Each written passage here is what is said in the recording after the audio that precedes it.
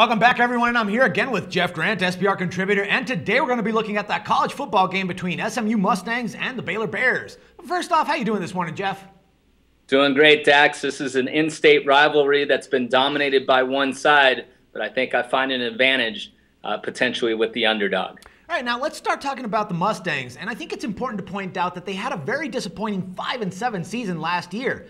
But I believe that there should be some optimism in this program and a possible turnaround for 2014, considering that head coach June Jones has never had back-to-back losing seasons, don't you think? Absolutely. June Jones is one of the better college coaches in America. He's taken some downtrodden programs and really emerged in those programs and taking them to bowl games. First off with Hawaii, and now, of course, SMU, 4 of the last 5 years going to the postseason. Last year was the 1 year out of that 5-year span that they didn't make a bowl appearance. So expect better things from the Mustangs in 2014. And June Jones has a quarterback that he likes. And one of the problems last year was his quarterback of a season ago that's now trying to make an NFL roster just turned the football over too many times last year. All right, now how about Baylor? This is going to be their first game on campus in Waco since 1935. Now, Jeff, do you think that this could give the team an edge, considering that they've won 19 of their last 20 home games? The Baylor Bears are one of those teams that last year you thought the odds makers just couldn't catch up with the number quick enough. They're blowing out teams by 40, 50 points, and the odds maker just kept increasing the tariff, and they just never caught up with them. With that being said, I don't think there's much an advantage in mentioning that playing in a new home stadium. Yes, it's going to be on campus, but Baylor enjoyed a pretty good home field advantage at its previous stadium, Floyd Casey. So I'm not going to add a couple of points in Baylor's favor simply because now they're playing back on campus. All right. Now, everyone last year was talking about Baylor's high-powered offense, but the defense was pretty much just as good for the most part of 2013 campaign.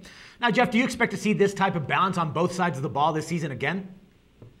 Everybody's going to talk about Baylor's offense, and they have a legitimate Heisman Trophy candidate in Bryce Petty. He did not turn the football over last year. But I'm going to look at the defensive end, and this is one of the reasons why I'm interested in taking the points, is they don't bring back many starters. And one of the reasons why Baylor was able to put up video game type numbers offensively was the fact that Baylor's defense caused a lot of turnovers last year and also defended more passes than any major conference team in college football a season ago. So what happens is, Dax, when an offense is able to score a lot of points and their defense is getting the ball back quickly and returning, they force more 3-and-outs than any college football team in the country a season ago as well. So once you score 7 points, those runs start, it's almost like basketball runs on a football field. It turns a 7-point lead into a 14-point lead into a 21-point lead before the other team can even make an adjustment.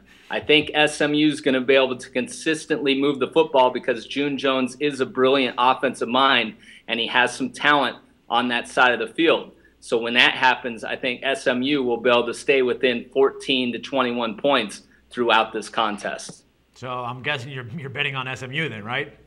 I'm going to take the points with SMU, and I'm also going to be interested in grabbing those points late in the afternoon on Sunday before kickoff because I think the action is going to continue to pour in on Baylor because of playing in that new stadium, and the public is going to overreact. And also, depending on how the public does on Saturday, a lot of them, there's only 2 college football games on Sunday, so there's going to be a lot of action looking for Baylor to blow out SMU, and I don't see that simply happening. All right, man. Good stuff, man. And thank you once again for your valuable insights, and we'll talk again this Monday.